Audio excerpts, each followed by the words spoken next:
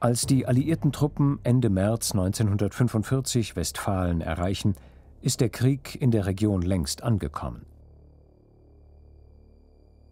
Bereits seit 1939 fliegen britische Einheiten Bombenangriffe auf deutsche Städte. Der Bombenkrieg hat sich seither stark verändert. Zu Beginn werden ausschließlich militärische Ziele, Verkehrsknotenpunkte und Objekte der Rüstungsindustrie angegriffen. Bis Ende 1941 haben diese Angriffe nur geringen Erfolg. Die alliierten Flugzeuge und Angriffsflotten sind zu klein, die Bomben treffen nur selten ihre Ziele. Im Februar 1942 gibt das britische Luftfahrtministerium die Direktive zum Flächenbombardement aus. Unter dem neuen Leiter des Bomber Command, Arthur Harris, beginnt damit das Moral Bombing. Die Zerstörung von Wohngebieten wird nicht mehr nur als Kollateralschaden hingenommen, sondern bewusst in die Planung einkalkuliert. Zu Beginn des Jahres 1943 greifen die Amerikaner mit starken Bomberverbänden auf dem europäischen Kriegsschauplatz ein. Auf der Casablanca-Konferenz wird die kombinierte Bomberoffensive beschlossen. Die Briten sollen nachts Flächenbombardements auf deutsche Städte durchführen, um die Zivilbevölkerung zu demoralisieren. Die Amerikaner tagsüber Schlüsselziele der deutschen Rüstungsindustrie angreifen. Das Ruhrgebiet wird zum vorrangigen Angriffsziel erklärt. Die Stadt Hamm bekommt die neue Strategie bald zu spüren. Über 100 Mal war die Stadt mit ihrem bedeutenden Güterbahnhof bis dahin bereits bombardiert worden, doch zumeist nur von kleinen Verbänden.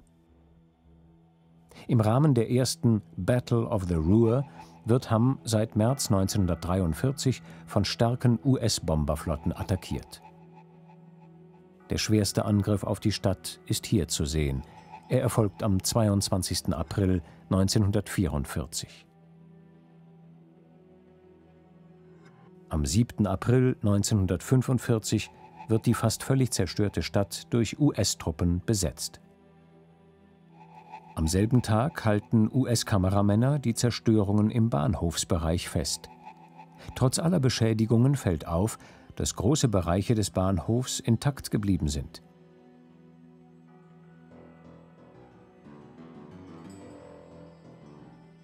Dieses Phänomen zeigt sich auch in anderen Städten. Nach dem Einmarsch filmen US-Soldaten in einem Stahlwerk der Hochfrequenz Tiegelstahl in Bochum, in dem Geschützrohre und Geschosshülsen produziert wurden. Knocked Out Steelworks, kündigt der Kameramann an, und in der Tat scheint kein Stein mehr auf dem anderen zu liegen. Bei genauer Betrachtung sind allerdings Granathülsen auf Fertigungsbändern zu erkennen.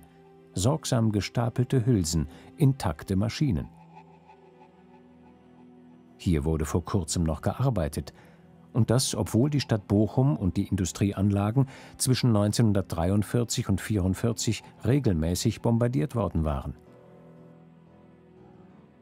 Die Bomben zerstörten aber in vielen Fällen nur die Gebäude, nicht die Maschinen, sodass die Produktion oft nach kurzer Zeit wieder anlief. Auch Münster wird während des Krieges viele Male bombardiert. Der verheerendste Angriff, der als Schwarzer Tag in die Stadtgeschichte eingeht, findet am 10. Oktober 1943 statt.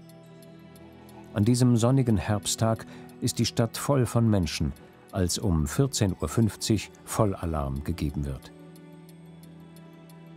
Nur 10 Minuten später greifen 236 B-17-Bomber die Stadt mit fast 29.000 Spreng- und Brandbomben an.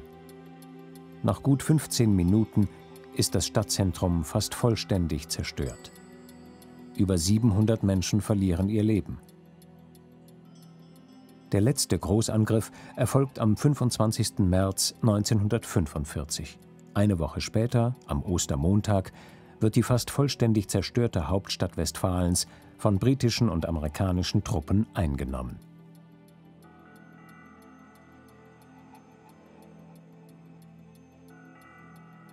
Im Zuge des alliierten Vormarsches geraten auch Städte ins Visier, die bislang vom Bombenkrieg verschont geblieben waren.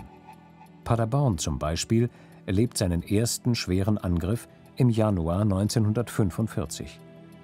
Im März folgen weitere Bombardierungen. Über 600 Menschen verlieren ihr Leben. Die Innenstadt wird fast vollständig zerstört.